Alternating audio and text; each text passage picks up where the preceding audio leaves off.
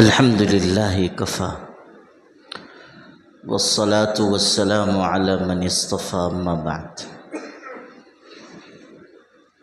قال الله تعالى في القرآن المجيد والفرقان الحميد بعد أعوذ بالله من الشيطان الرجيم: قد أفلح المؤمنون الذين هم في صلاتهم خاشعون والذين هم عن اللغو معرضون. صدق اللہ العظیم.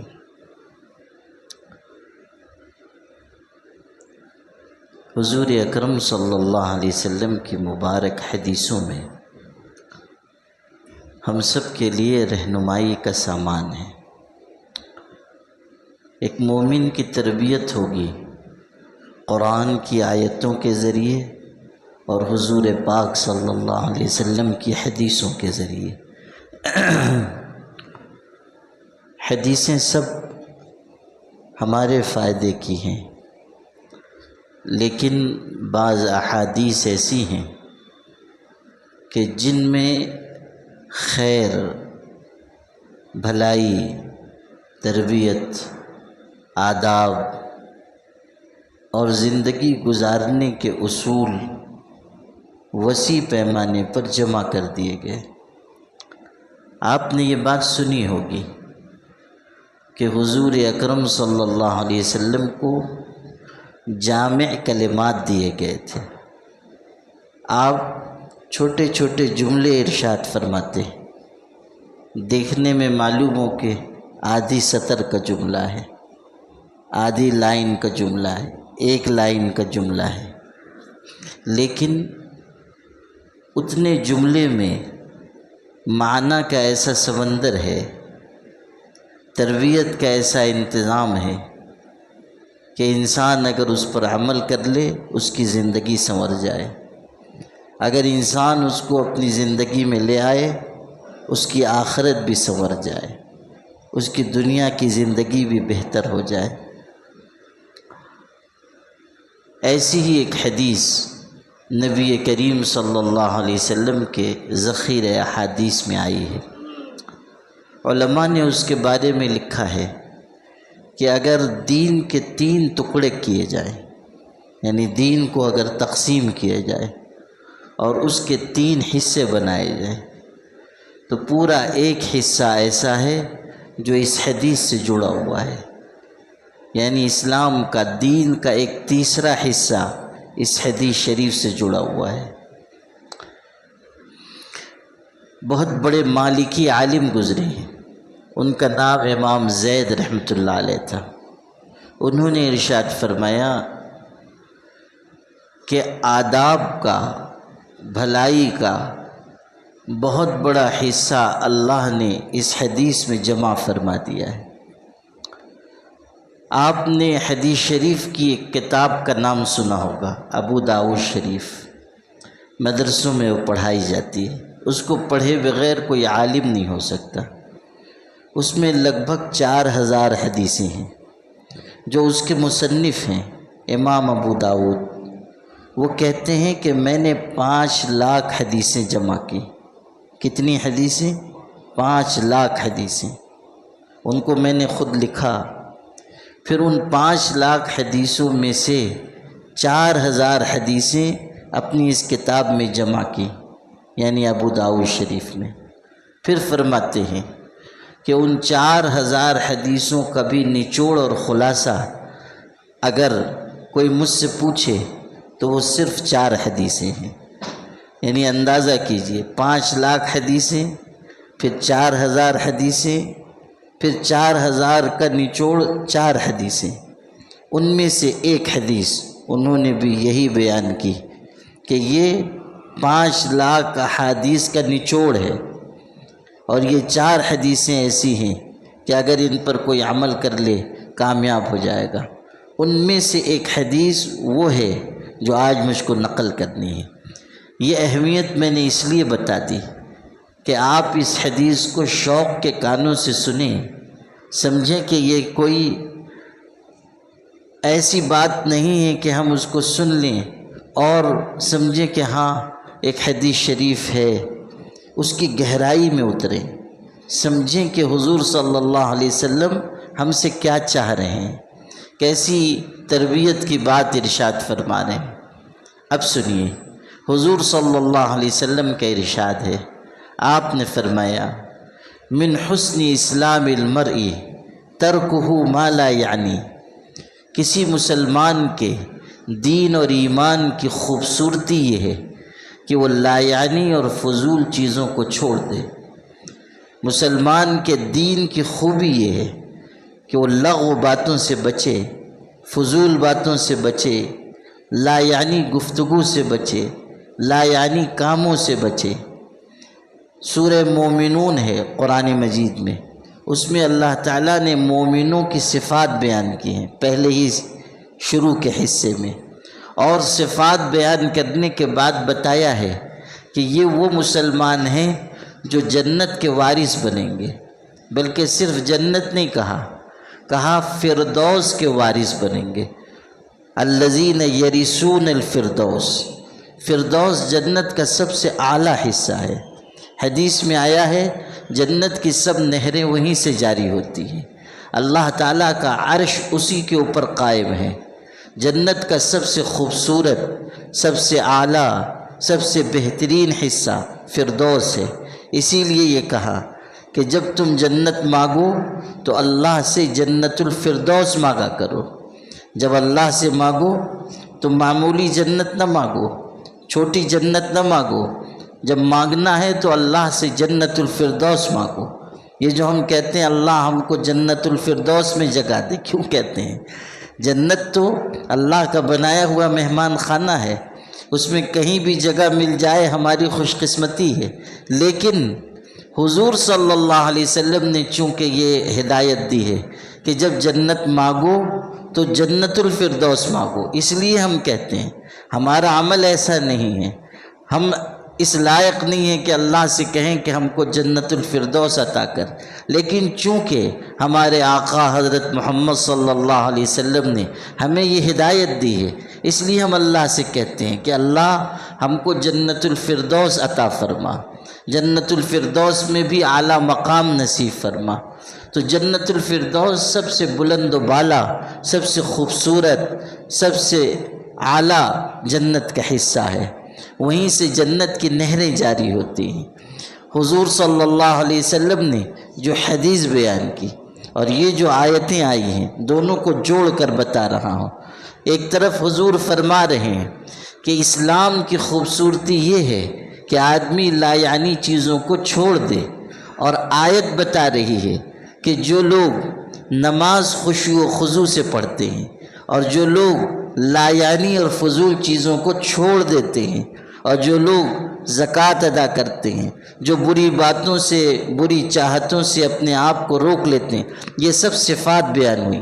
پھر بیان کیا اولئک هم الوارثون الذین یرثون الفردوس، جن کے اندر یہ سب ادائیں ہیں، یہ صفات ہیں، یہ عادتیں ہیں، یہ خصلتیں ہیں، یہ اوصاف ہیں، وہی لوگ جنت الفردوس کے وارث بنیں گے، وہی لوگ اعلیٰ ترین جنت کے حقدار ہوں گے۔ الذین یرثون الفردوس، ہر آدمی اس لائق نہیں ہے کہ وہ جنت الفردوس میں چلا جائے۔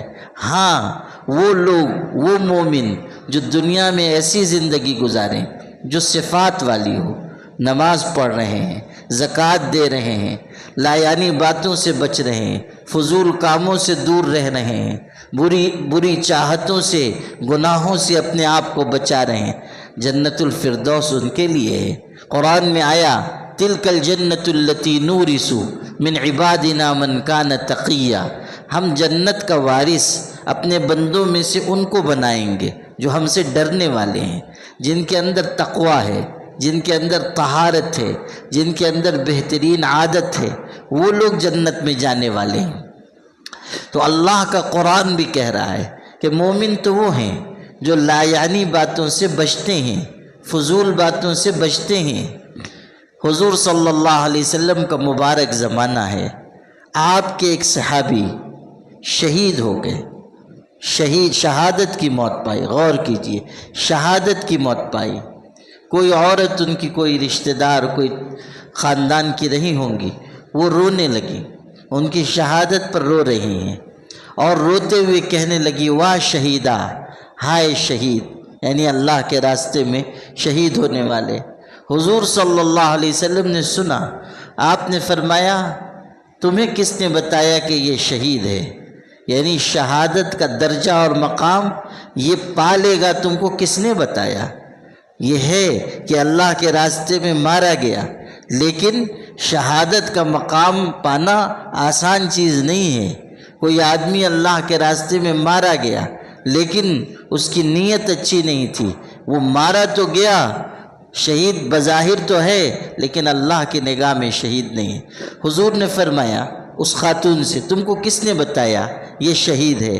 اب الفاظ سنیے، آپ نے فرمایا ہو سکتا ہے کہ یہ دنیا میں لا یعنی گفتگو کرتا رہا ہو اور بخل اور کنجوسی کرتا رہا ہو، یعنی اس کے اندر یہ غلط عادت رہی ہو، تم کیسے کہہ رہی ہو کہ یہ شہادت کا مقام پا گیا؟ آپ نے دو خرابیاں بیان کی، بخل اور کنجوسی اور لا یعنی اور فضول بات چیت کرنا، لا یعنی اور فضول گفتگو کرنا، یعنی یہ دو اتنی بری خصلتیں ہیں کہ اگر کسی انسان کے اندر ہیں تو وہ مقام شہادت اس کا مکمل نہیں ہوگا، وہ شہادت کا پورا اجر نہیں پا سکے گا۔ غور کیجئے، حضرت ابو دجانہ رضی اللہ عنہ صحابی ہیں، اونچے درجے کے صحابی ہیں، بیمار تھے، ان کے کچھ جاننے والے بیمار پرسی کے لیے گئے، بیماری تھی، بیماری بڑھ چکی تھی، لیکن گئے تو بیماری کے آثار ان پر نہیں ہیں، بیمار ہیں لیکن چہرہ روشن ہے، چمک رہا ہے۔ بیمار آدمی کا چہرہ مرجھا جاتا ہے، پریشانی ظاہر ہوتی ہے، لیکن ان کا چہرہ روشن ہے، چہرہ چمک رہا ہے، صحت مند انسان سے بھی زیادہ چہرے پر تازگی ہے۔ تو لوگوں نے پوچھا کہ آپ کا چہرہ اتنا روشن چمکدار کیسے ہے؟ ارشاد فرمایا مجھ میں دو خصلتیں ہیں، ایک تو میں لا یعنی چیزوں سے بچتا ہوں، اور دوسرے میرا دل کسی مسلمان کے کینہ کپٹ والا دل نہیں ہے، میرا دل صاف ہے، کسی مسلمان کا کینہ کپٹ میرے دل میں نہیں، حسد نہیں، بغض نہیں، کسی کے بارے میں رنجش نہیں، کسی کے سلسلے میں میرے دل میں کوئی قدورت نہیں، کسی کے بارے میں میرے دل میں کوئی جلن نہیں۔ وہ کیوں بڑھ رہا ہے؟ اس کا کاروبار کیوں بڑھ رہا ہے؟ اس کو ترقی کیوں ہو رہی ہے؟ اس کو عزت کیوں مل رہی ہے؟ بہت سارے لوگ اسی میں پریشان رہتے ہیں، ان کے دل بیمار دل ہوتے ہیں، فی قلوبہم مرض، ان کے دلوں میں روگ لگ جاتا ہے۔ روگ اس بات کا کہ وہ دوسروں کے آگے بڑھنے سے اپنے اندر گھٹن محسوس کرتے ہیں، اپنے اندر پریشانی محسوس کرتے ہیں۔ تو مسلمانوں کی طرف سے میرا دل پاک ہے، صاف ہے، اور میں لا یعنی چیزوں میں نہیں پڑتا ہوں۔ یہ دو صفات بیان کی۔ حضرت مالک ابن دینار رحمۃ اللہ علیہ بہت بڑے بزرگ گزرے ہیں، اللہ والے گزرے ہیں، ارشاد فرمایا کہ دیکھو اگر کبھی تم کو دل میں سختی محسوس ہو اور اگر بدن میں کمزوری کا احساس ہو، تمہاری روزی تنگ ہونے لگے، تین باتیں کہیں، اگر تمہاری روزی تنگ ہو رہی ہے، بدن کمزور ہو رہا ہے، اور اگر تم اپنے دل میں سختی محسوس کرو، قساوت، سختی محسوس کرو، تو سمجھ لو کہ تم نے لا یعنی بات چیت کی ہے، لا یعنی گفتگو کی وجہ سے تم کو یہ نقصان پہنچا ہے۔ تین نقصان بیان کیے، دل کا سخت ہو جانا، بدن کا کمزور ہونا، اور انسان کی روزی کا تنگ ہونا۔ اب آپ غور کیجئے کہ ہم کو کیا اس کا احساس ہوتا ہے کہ اگر ہم کو دشواری ہو رہی ہے تو لا یعنی گفتگو کی وجہ سے ہو رہی ہے، فضول بات چیت کی وجہ سے ہو رہی ہے۔ ہم کبھی غور کرتے ہیں کہ ہمارا کتنا وقت لا یعنی کاموں میں جا رہا ہے، لغو کاموں میں برباد ہو رہا ہے۔ لا یعنی کس کو کہتے ہیں یہ بھی سمجھ لیجئے، لا یعنی اور فضول بات کس کو کہتے ہیں، یا فضول کام کس کو کہتے ہیں، لا یعنی کام کس کو کہتے ہیں۔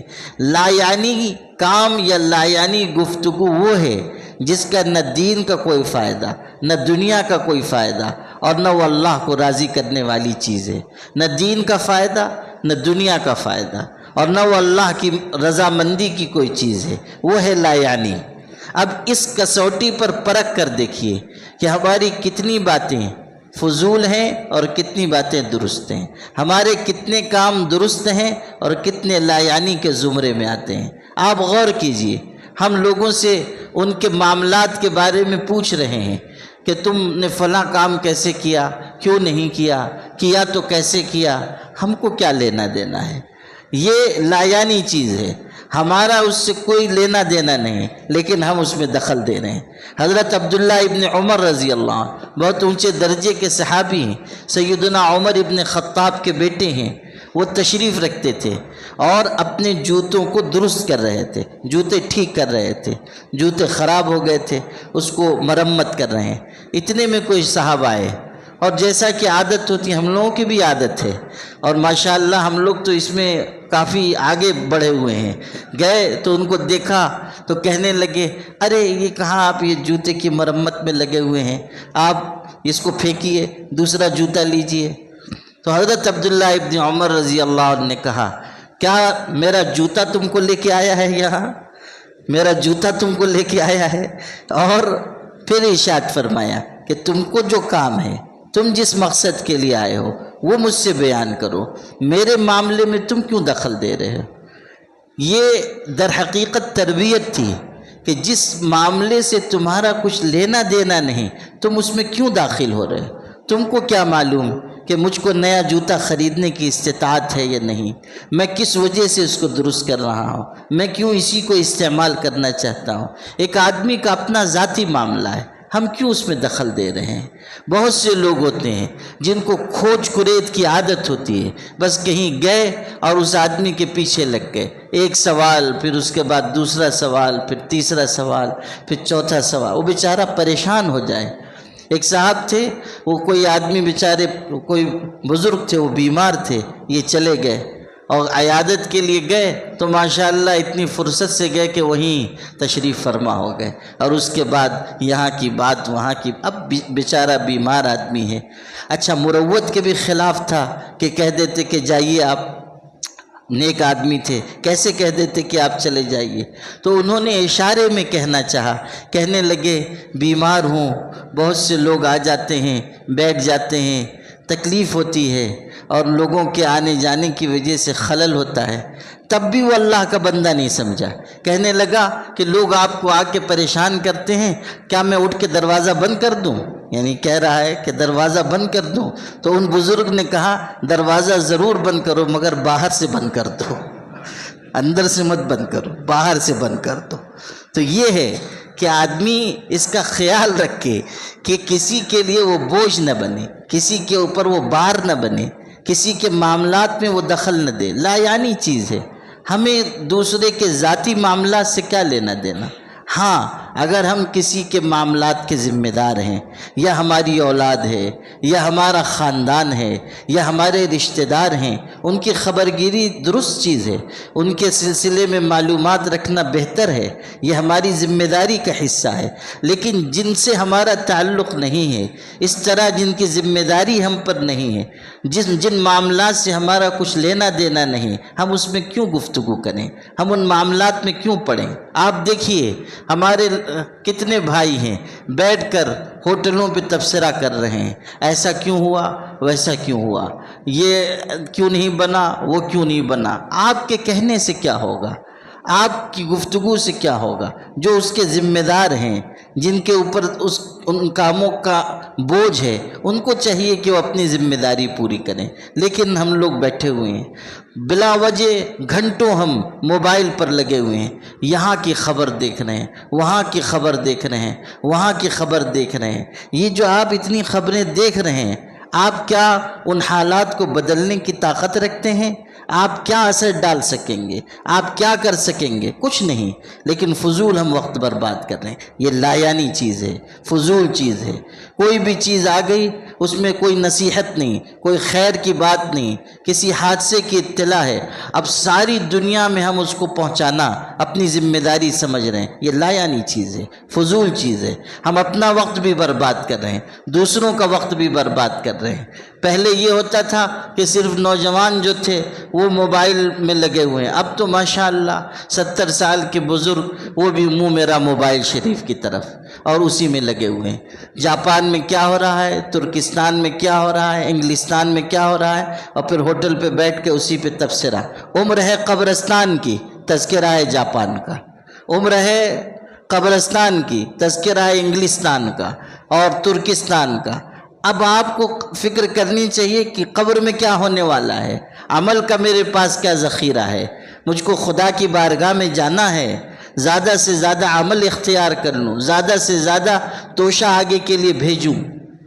حضور نبی کریم صلی اللہ علیہ وسلم فرما رہے ہیں جب انسان اپنے دین کو خوبصورت بناتا ہے، الفاظ دیکھیے، جب انسان اپنے دین کو خوبصورت بناتا ہے، نیکی کرتا ہے، اب سنیے، نیکی کرتا ہے، اس نے ایک نیکی کی، اللہ تعالیٰ اس کو 10 گنا سے 700 گنا تک اجر عطا فرماتا ہے۔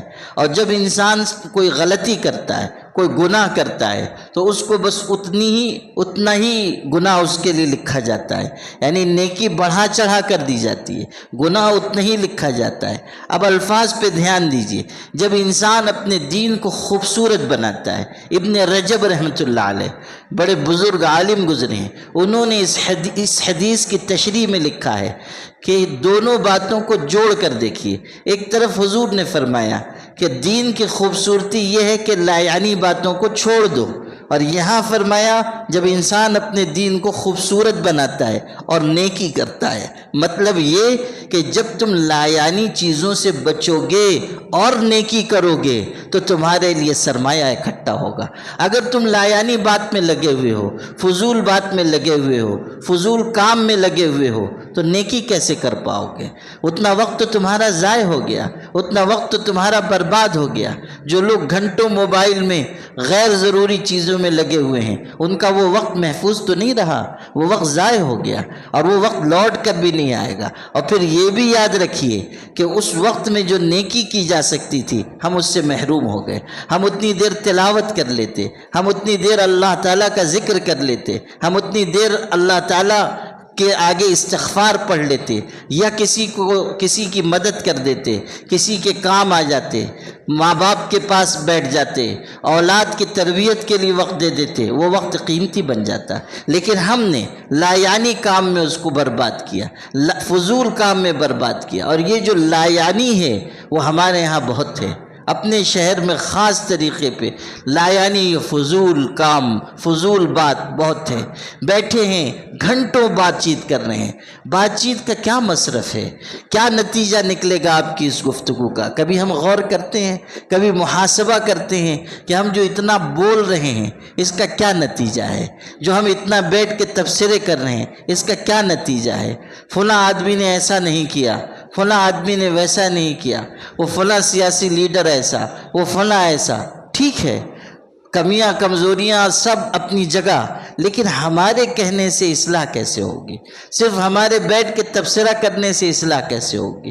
آپ کو اگر کہنا ہی ہے، ان کو توجہ دلانی ہے، تو جا کے کہیے کہ صاحب آپ یہ جو کام ایسا کر رہے ہیں غلط کر رہے ہیں، آپ کو ایسے نہیں ایسے کرنا چاہیے، آپ کو اس طرح فلاح کے کام کرنے چاہیے۔ آپ ان سے کہیں گے تب بھی کوئی نتیجہ نکل سکتا ہے۔ یہاں بیٹھ کے آپ بات چیت کریں گے، اس کا کیا نتیجہ نکلے گا؟ کوئی نتیجہ نہیں نکلنے والا۔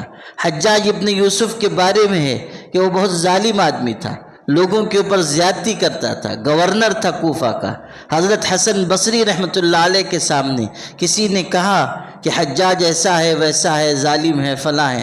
حضرت نے فرمایا حجاج چاہے جیسا بھی ہو، اللہ نے اس کی غیبت کو حلال نہیں کیا ہے۔ اس کو ٹوکا، کہا حجاج چاہے جیسا بھی ہو، اللہ نے اس کی غیبت کو حلال نہیں کیا ہے۔ یعنی یہ جو تم پیٹھ پیچھے برائی بیان کر رہے ہو اس کا کیا فائدہ ہے؟ یہ غیبت میں شمار ہوگا، تم اللہ کے ہاں پکڑے جاؤ گے۔ زبان سے جو بات نکلے گی انسان کو اس پر جواب دہ ہونا ہے۔ علماء نے لکھا ہے زبان کی آفتیں 20 ہیں، زبان کی 20 آفتیں ہیں، یعنی زبان کے گناہ 20 ہیں، اور ان میں سے خطرناک گناہ لا یعنی بات چیت کرنا ہے، فضول بات چیت کرنا ہے، اور اس کے علاوہ غیبت، چغل خوری، بہتان، جھوٹ، یہ سب زبان کی آفتوں میں اس کا شمار ہے۔ زبان کا جسم عربی میں کہتے ہیں اللسان جرمہ صغیر و جرمہ کبیر، کہ زبان کا جسم چھوٹا ہے لیکن اس کا جرم بڑا ہے۔ زبان چھوٹی سی ہے لیکن اس کے جرائم، اس کے گناہ، اس کی معصیت بہت بڑی ہے۔ تو میرے بھائی، ہر لایانی اور فضول کام سے ہم اپنے آپ کو بچانے والے بنیں۔ ہر فضول کام، ہر فضول بات غور کر لیں کہ جو بات میں کہنے جا رہا ہوں اس کی ضرورت ہے یا نہیں۔